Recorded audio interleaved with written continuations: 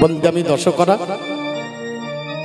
মা দুর্গা দুঃখে লয় করা কালদারা কিতাত্ত বাড়িনি কিতাত্ত বই নাশিনী হরহিদি বাসিনী সহঙ্গ রূপা দূরিত বাড়িনি মাগো বৃক্ষতাই এক মূলে শোভা পাই পঞ্চফুলে চারি ফল ধরে খাই যত ভক্ত বৃন্দ দূরে যায় নিরানন্দ সদানন্দ হৃদয় কমলে।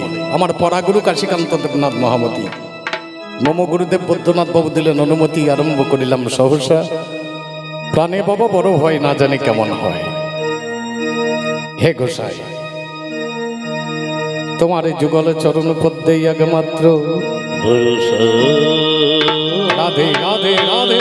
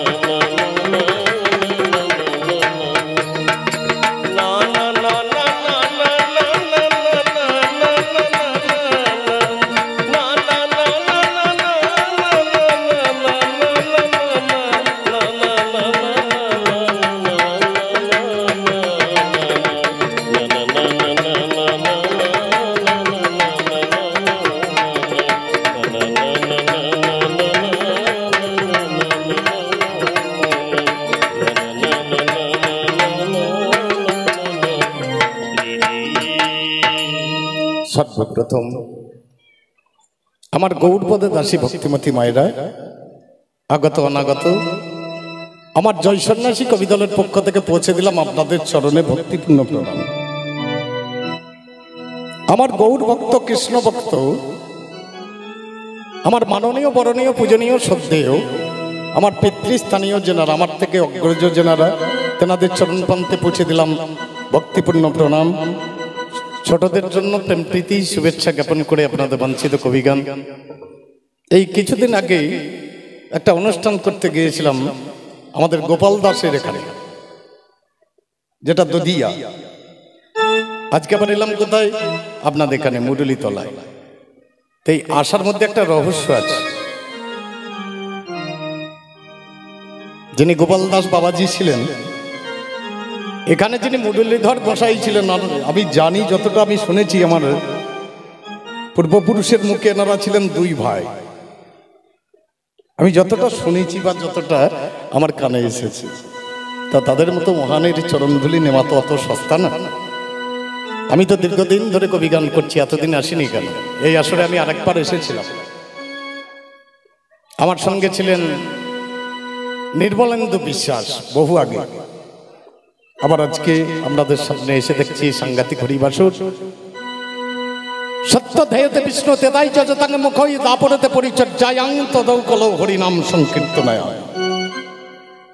সত্য যুগে ধ্যান, তেতাই যাগযজ্ঞ, দাপরে পূজা। আর এই কলিতে যদি একবার দুটি বাহু তুলে দিয়ে নিতাই গৌরে হরি বলে হরি বলে হরি বলে হরি বলে বলে একবারে দাঁড়াতে পারি, একবারে হরি বলো, একবারে হরি বলো হরি বলো হরি বলো, একবারে হরি বলো, একবারে হরি বলো আমার মন।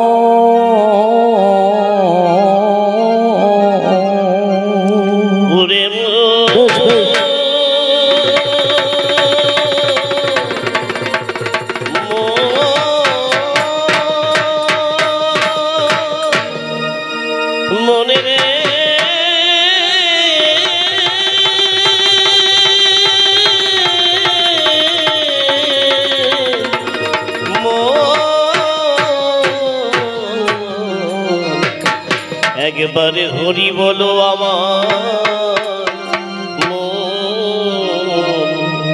একবারে হরি বলো আমার একবারে হরি বলো আমার একবারে হরি বলো আমার একবারে হরি বলো আমার একবারে হরি বলো আমার একবারে হরি বলো আমার একবারে হরি বলো আমার একবারে হরি বলো আমার একবার তুমি ওরে একটা পদ্মের পদ্মে জল দিলে জলটা দেখতে খুব সুন্দর,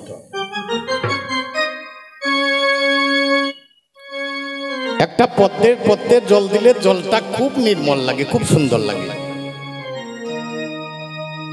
আমি ততক্ষণই তো সুন্দর যতক্ষণ রসরাজের ভিতরে রসরাজ ঢুকে আছে, ততক্ষণই তো সুন্দর।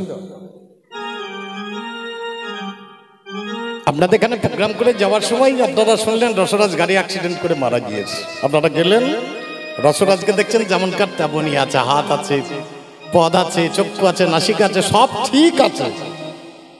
তাহলে রসরাজ মরে কি করি? এর ভিতরে নিশ্চয়ই অন্য কোনো রসরাজ আছে। সেই রসরাজ যতক্ষণ থাকবে ততক্ষণ এই রসরাজের উজ্জ্বলতা থাকবে, এই রসরাজের মান থাকবে, এই রসরাজের সম্মান থাকবে। আর তিনি যদি একবার এই ফাঁক থেকে নেমে যান, তার জন্য আসলে প্রথমে উঠেই আমি তো কলিযুগের যুগের মানুষ, বললাম একবার হরি বলো আমার মন। অন্য কাউকে বলতে বললাম না, মনকে বললাম। হরিদাস নামে একটা ভক্ত ছিলেন, তাকে 22 বাজারে বেত্রাঘাত করা হয়েছিল। নদিয়াতে প্রায় আমি কম গান করলেও নদিয়া চষতে আর আমার বাকি নাই। তো সব বাজারে আমি গেছি, কিন্তু যে বাজারেই যাচ্ছি হরিদাসকে এই বাজারে মেরেছে বলে না, মারেনি। মারল কোথা? পলাশী, বেতাই, তেহট্ট, কৃষ্ণনগর, পলাশীপাড়া, দেবগ্রাম, নবদ্বীপ, লক্ষ্মীপুর, শান্তিপুর খুঁজে বেড়ালাম, তো বাজারগুলো খুঁজে পেলাম না। 10 ইন্দ্রিয় ষড়রিপু 10 চৈ 16 পঞ্চভূত 16 5 21 আর একটা বাজার আছে। এই বাজারের নাম হচ্ছে মন। যতদিন মানুষের মনের উপরে আঘাত না হবে ততদিন সেই মানুষ হরি কথা বলে না। ওর জন্য আপনাদের সামনে দাঁড়িয়ে প্রথমেই আমার মনকে বললাম একবার তুমি হরি বলো। এত সুন্দর অনুষ্ঠান যারা তৈরি করেছেন তেনারা কত হরিনাম করালেন, আমার মতো পাষণ্ডতারে কথা বলে না। বাবা গো পদ্ম পদ্মের জলে যেমন আমার এ দেহের জীবন তেমন,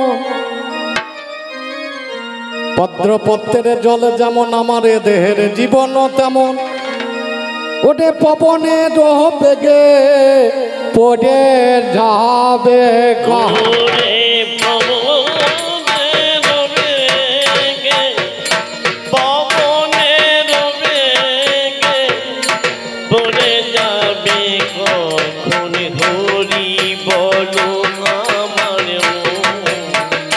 একবার হরি বলো আমার একবার হরি বলো আমার একবার হরি বলো আমার একবার হরি বলো আমার একবার হরি বলো আমার একবার হরি বলো আমার একবার হরি বলো আমার একবার হরি বলো আমার একবার হরি বলো আমার একবার তুমি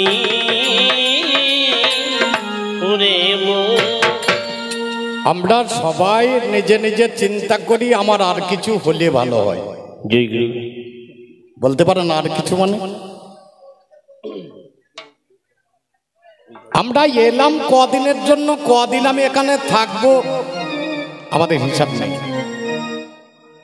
কে ভালো মানুষ কে খারাপ মানুষ আমরা তাদের বহির বেশ দেখি বিচার করবো না, তাকে অন্য কিছু দেখে বিচার করবো। কারো গলায় দীর্ঘদিন ধরে মালা পড়ে আছে, তাকে ভালো মানুষ বলে আখ্যায়িত করা যাবে? মানুষকে চেনা যায় মরণে, মানুষকে জীবনে চেনা যায় না, মানুষকে চেনা যাবে মরণে। কথাটা বলেছিলেন কে? বিশ্বদেব। যুদ্ধের পরেও 56 দিন বেঁচে ছিলেন আমার পিতামহ ভীষ্ম। ভগবান শ্রীকৃষ্ণ এসে যখন মস্তকের উপরে দাঁড়ালেন,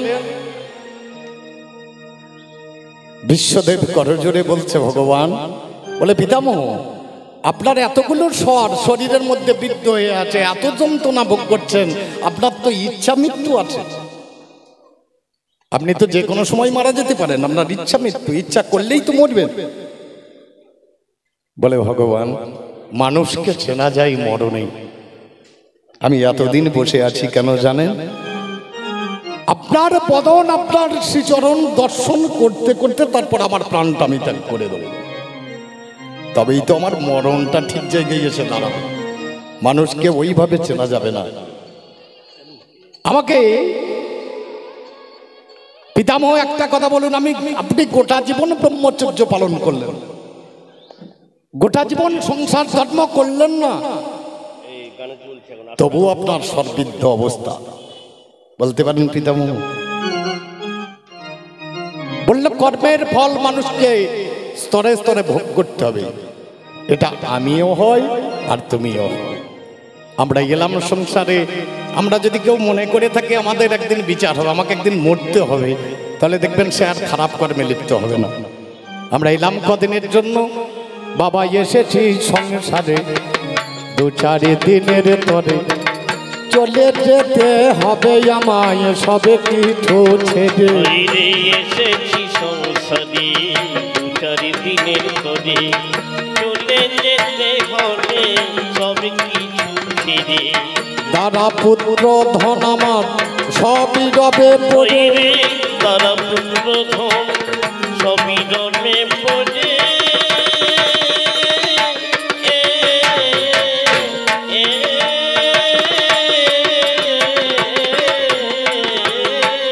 আমার দ্বারা পুত্র ধন সবই রবে পড়ে, চিরতরে যেদিন মুদবে দুই নয়।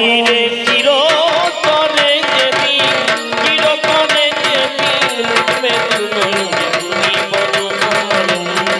একবার ঘুরি বলো আমার মন, একবার ঘুরি বলো আমার মন, একবার ঘুরি বলো আমার মন, একবার ঘুরি বলো আমার মন, একবার ঘুরি বলো আমার মন, একবার ঘুরি বলো আমার মন, একবার ঘুরি বলো আমার মন, একবার তুমি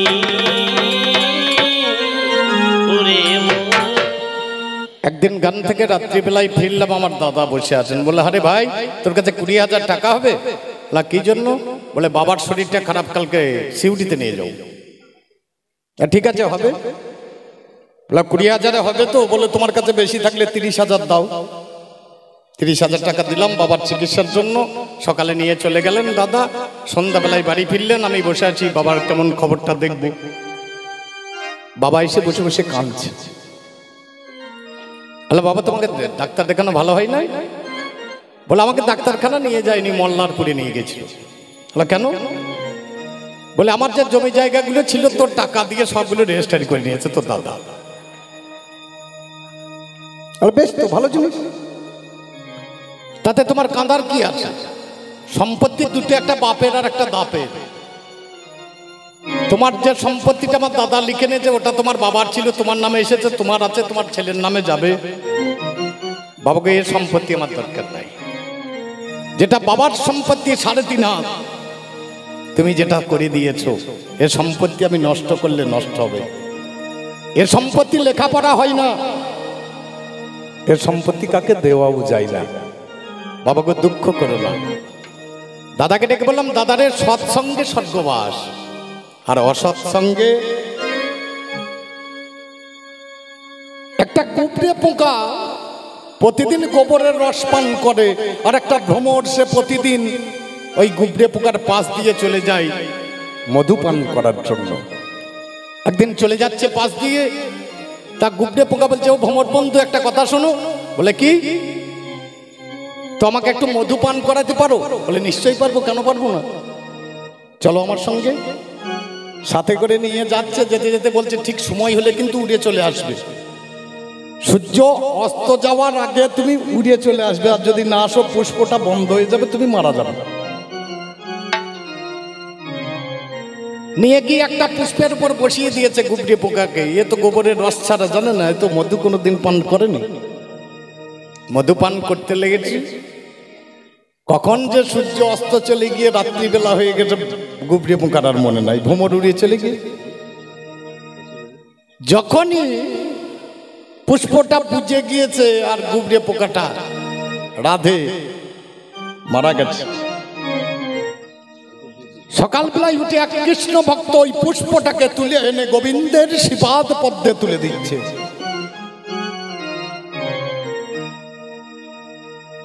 লাভটা কি হলো? সকালবেলায় উঠে এক কৃষ্ণ ভক্ত গিয়ে ওই পুষ্পটাকে তুলে এনে গোবিন্দের পদ্মে তুলে দিচ্ছে। যদি কেউ কোনোদিন একবার সাধু সঙ্গ করে, সে জীবনে না পেলে মরণের পরেও সে গোবিন্দ চরণ পাবে পাবে। তাহলে বাবার সৎসঙ্গের দাম নেই। দাদা করলে কি করতে বাকি বাকি, রাগলে বলো দেখি, বিষয় লোভে তুমি পরকে দিলে ভাগি। করতে বাকি বাকি, রাগলে বলো দেখি, বিষয় লোভে বলে পরকে দিলে ভাগি। শুনতে পাও না দাদা জমের ডাকা ডাকি, শুনতে পাও না দাদা জমের ডাকা ডাকি।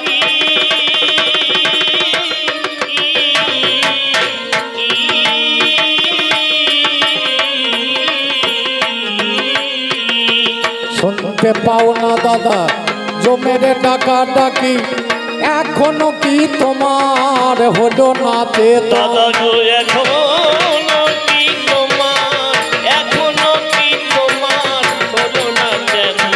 হরি বলো আমার মন, একবার হরি বলো আমার মন, একবার হরি বলো আমার মন, একবার হরি বলো আমার মন, একবার হরি বলো আমার মন। তুই ওরে মন। আজকে জগতের মাঝখানে এসে আমি দাঁড়িয়েছি আপনাদের সামনে। আসলে আপনারা কত গ্রামের মানুষ এসে এখানে বসে আছেন, সবার সঙ্গে আমার দেখা হচ্ছে। দেখাটা কেন গো? এই বিশ্বের রঙ্গমঞ্চে আমরা যখন এসেছিলাম, এই জগৎটার নাম হচ্ছে কর্মক্ষেত্র। এই কর্মক্ষেত্রে যখন আমি কর্মের মাধ্যমে এলাম, সবাই একত্রিত হয়ে সবার সঙ্গে আদান প্রদান হচ্ছে। আমার প্রশান্তদার বাড়ি হচ্ছে চোদপুরে, আমার বাজিয়াটা বাড়ি হচ্ছে মজ্জাদপুর, আমার ড্রাইভারের বাড়ি হচ্ছে কান্দুরকুলো। আচ্ছা বলুন, এত দূরে দূরে মানুষ এক জায়গায় হয় কি করি? সব কর্মের উপরে হয়। যখন কর্মক্ষেত্রে পৌঁছে যাব, দেখবেন কারোর সঙ্গে আমার মেলামেশা নেই, সেও আমার দেখছি চিরবন্ধু। একটা কথা মনে পড়ে যায় হঠাৎ। এক রাজামশাই তার বউকে নিয়ে খুব জ্বলছে, তার গিন্নির সঙ্গে কোনোদিন মেলামেশা হচ্ছে না। শুনতে পেলেন জঙ্গলের মাঝখানে একটা বড় জ্যোতিষী সাধু এসে বসে আছে। সে সবার মনের কথা বলতে পারে এবং সে সব ভালো কথা বলতে পারে। বলে ঠিক। রাজামশাই পরের দিন সকালে কাউকে কিছু না বলে নিজে একটা ঘোড়ার পিঠে চড়িয়ে ওই বাগানে সাধুর কাছে চলে যায়। সাধুর আশ্রমে বাইরে যখন বসে আছে, তখন দেখছে মাতাজির সঙ্গে সাধু বাবার চরম ঝগড়া। রাজামশাই চিন্তা করছে, আমি স্বামী স্ত্রীর ঝগড়া মেটানোর জন্য যার কাছে এলাম, তাদের যদি এত ঝগড়া হয়, আবার আমার কি মেটাবে? রাজামশাই আর কথা না বলে যেখানে ঘোড়া বাঁধা আছে সেই দিকে হাঁটতে শুরু করেছে। তখন জ্যোতিষী বেরিয়ে এসে বলছে, ও বাবা রাজামশাই, পালাচ্ছেন কেন? বলে, আমি যে জিনিসটা মেটাবার জন্য আপনার কাছে এলাম, তো আপনার বাড়িতেই তো সেটা লেগে আছে, আবার আপনি আমার কি মেটাবেন? বলে, বাবা পূর্বজন্ম বলে একটা কথা আছে, তবে শুনুন রাজামশাই আমার কথা। পূর্বজন্মে আমার অর্ধাঙ্গিনী ছিল একটা গাধা, আর আমি ছিলাম একটা কাক। এই মাল বইতে বইতে পৃষ্ঠদেশে একদিন একটা সিদ্ধারার উপরে একটা ঘা হয়েছে। আর আমি কাক, আমি প্রতিদিন উড়ে গিয়ে ওখানে ঠোকর মারি আর গাধা চিৎকার করে পালাই। এই পালাতে পালাতে একদিন জোরে ঠোকার মেরে যা ঠোঁটটা হাড়ের মধ্যে এমন ভাবে গেঁথে গিয়েছে আমি আর টেনে ছাড়াতে পারছি না। গাধাও বড় যন্ত্রণা ভোগ করছে আর আমিও আর ছাড়াতে পারছি না। গাধা বাঁচার তাড়নায় গিয়ে একটা জলাশয়ে লাফ মারলেন। আমি আমার ঠোঁটটা তো গেঁথেই আছে, তাহলে ও মারা গেল, আমিও মারা গেলাম। পরের জন্মে স্বামী স্ত্রী রূপে জন্ম নিয়েছি। আমি যে ঠোকরে ওকে জ্বালিয়েছি সেই জ্বলনের প্রতিশোধের জন্য ওই গাধা রূপে আমার বউ এসেছে আমাকে জ্বালাচ্ছে। কর্ম যেমন করে যাবেন ও মা, হাসলে হবে না বাবা গো, কর্মক্ষেত্রেই আছি দেখাইয়া করতে কটে মেরে শেষে হয়ে তবে হবে চলে যেতে। কর্মক্ষেত্রে আসি দেখায় করতে চলে যেতে, আমার কর্মের শেষ হলে হবে চলে যেতে। সবাই সকর্মেতে বাবা ঘটে আপন পথে, সবাই সকর্মেতে ঘটে আপন পথে।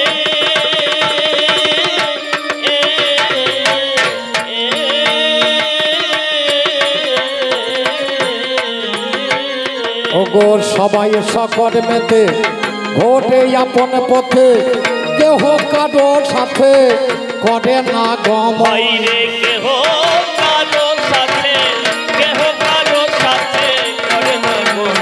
হরি বলো আমার মন, একবার হরি বলো আমার মন, একবার হরি বলো আমার মন, একবার হরি বলো আমার মন, একবার হরি বলো আমার মন, একবার হরি বলো আমার মন, একবার হরি বলো আমার মন, একবার হরি বলো আমার মন, একবার তুমি ওরে মন। এসো সুন্দর শ্যামল ব্রজ বিহারী, সুন্দর শ্যামল ব্রজ বিহারী, শ্রী রাধাকান্ত ভরসা তোমারি, শ্রী রাধাকান্ত ভরসা তোমারি। শান্তিপুরে বাবলা বনে অদ্বৈত আচার্য বসে বসে তিনি কাঁদছেন, সুন্দর শ্যামল ব্রজ বিহারী শ্রী রাধাকান্ত ভরসা তোমারি, তুমি ছাড়া আর কেউ নেই। বলতে বলতে তিনি কাঁদতে কাঁদতে নদীর জলে প্রতিদিন যান আর প্রতিদিন পুষ্প বিসর্জন করেন। এদিকে আরেক ভক্ত জন্ম নিলেন বাংলাদেশ। তিনি আশ্রমের এক প্রান্তে দাঁড়িয়ে দাঁড়িয়ে, তার নাম হচ্ছে শিবাস পণ্ডিত, বক্ষে হাত চাপিয়ে কাঁদছে দাঁড়িয়ে, আমার কেউ নাই হরি, আমার কেউ নাই হরি, কেউ নাই হরি, আমার কেউ নাই হরি, তুমি ছাড়াই আমার কেউ নাই হরি, তুমি ছাড়াই আমার কেউ নাই হরি। একবার মুখে বলবো সবাই হরি হরি রাধে, কেউ নাই হরি, মুখে বলবো সদাই হরি হরি, তুমি ছাড়াই আমার কেউ নাই হরি। তবে আশ্রয় করিয়া বন্ধ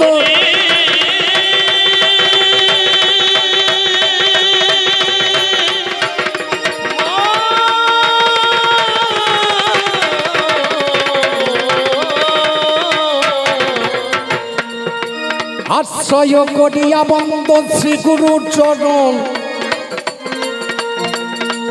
যাহা হইতে বিঘ্ননাশ অভীষ্ট পূরণ। যদ্যপি গুরু আমার শরীর বাড়ি যায়, তথাপি ওই আমার কাছে নিত্যানন্দ রায়। গুরুকে মনুষ্য জ্ঞানে না করো কখন, গুরু হলেন স্বয়ং ব্রহ্ম সেই জনার্দন। সেই গুরুর চরণ এখন করি গই আশ্রয়, আমি গুরু চরণ স্মরণে করে আসরে দা। সাধু গুরু বৈষ্ণবের আমি চরণের শিরে ধরি,